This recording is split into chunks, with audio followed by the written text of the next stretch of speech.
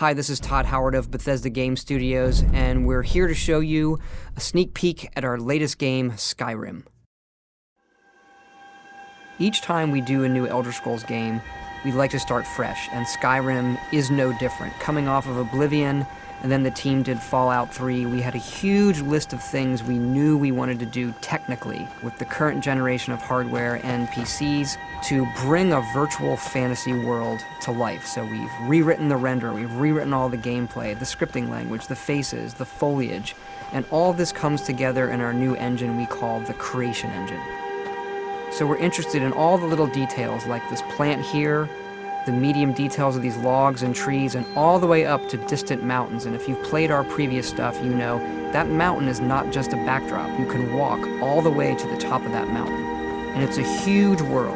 Like our previous games, you can create any kind of character you want and then go do what you want. The game's primarily designed as a first-person game, but you can also play in third person.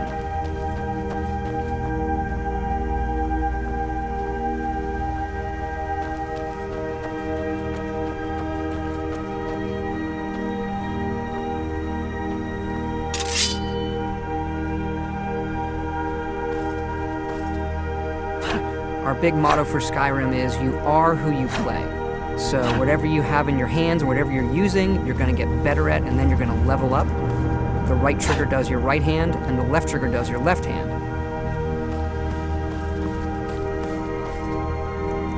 And you could put either a weapon or a spell.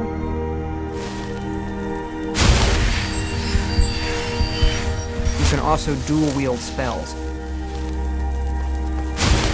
What's really cool here is, if you put the same spell in both hands and pull both triggers, you can get a bigger, more powerful version of that spell.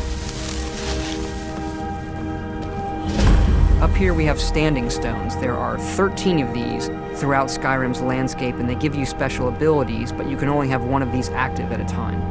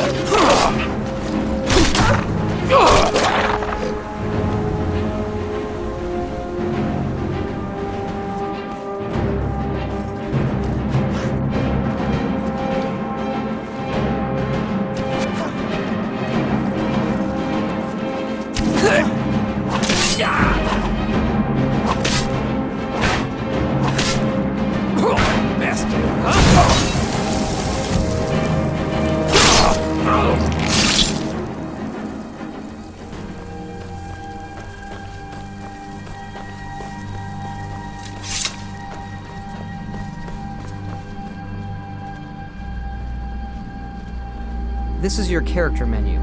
Here you can see all your items, not just what they do stat-wise, but also what they look like. Each of the thousands of objects you can find can be zoomed in, rotated, and looked at in high detail.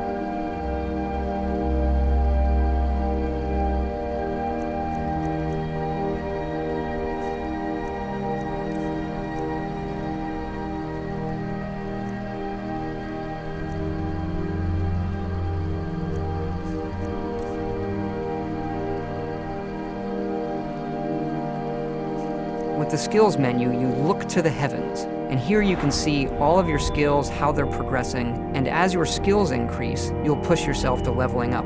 The higher the skill, the more it affects your level progress. And when you level up, you get to pick a perk. Each of these skills has its own perk tree. As you develop your character, it's like the game is drawing this custom constellation for who you are. Lastly, we have the map, and we're just going to pull the camera back here and show you how the level of detail system works in the game. We're just rendering the whole world.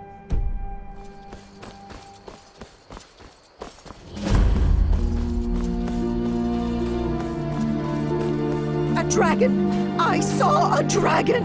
What? What is it now, Mother? You keep on like this. Everyone in town will think we're crazy. I got better than Ain't every day we get visitors in Riverwood. Gerda's family first settled here as woodcutters a few generations ago. She and Todd run the mill. I make a decent living sharpening axes and fixing the sawmill.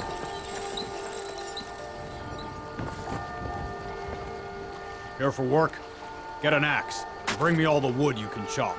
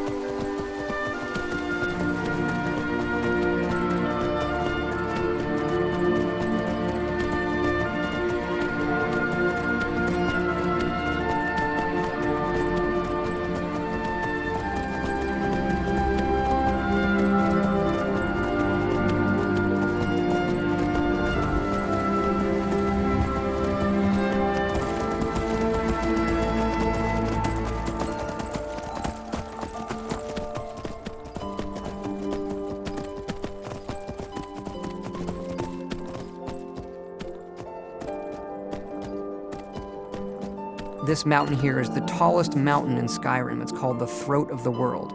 It is home to the Greybeards, who are masters of the voice. The voice is the ability to use the language of dragons and form these magical shouts. And this is a power that you will learn throughout Skyrim's main quest.